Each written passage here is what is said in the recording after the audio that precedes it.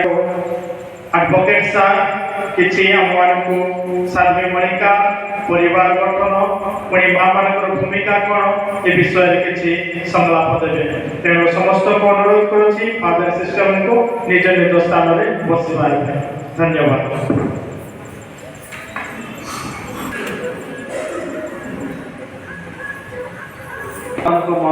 प्रभु जीशु नाम जय जीशु नमस्कार।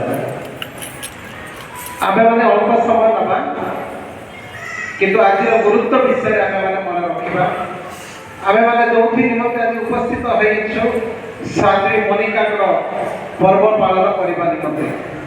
एई पर्व पालन उत्सव रे आज तेंतुलकुटी पालिसर उपस्थित मां माने मते जो अनुरोध करते से अनुरोध को ग्रहण करी आसवा निमंते सदा प्रभु मते सुंदर सुंदर समय और सुंदर समय उपस्थित करबा को देथिबा से सदा प्रभु को आसत हमर समस्त कोटि कोटि धन्यवाद ज्ञापन करिबा। Hallelujah hallelujah hallelujah hallelujah. आमे माने आज प्रथम पटक देखि अछु प्रथम तेसलोनिकर 5:16 मत सदा प्रभुकर आनंद कर निरंतर प्रार्थना कर।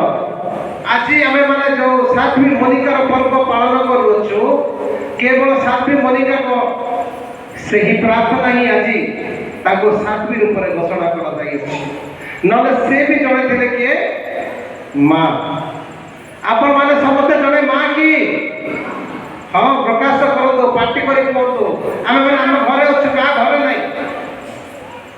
आम पिता गृह बर्तमान आम मैंने उपस्थित होइछु एटा हमर निजर संपत्ति आपण माने समस्त मां की हाँ आम माने जड़े जड़े मां से परी साध्वी मणिका मध्य जड़े मां ना प्रकाश करतु साध्वी मणिका मध्य जड़े मां और से जड़े महिला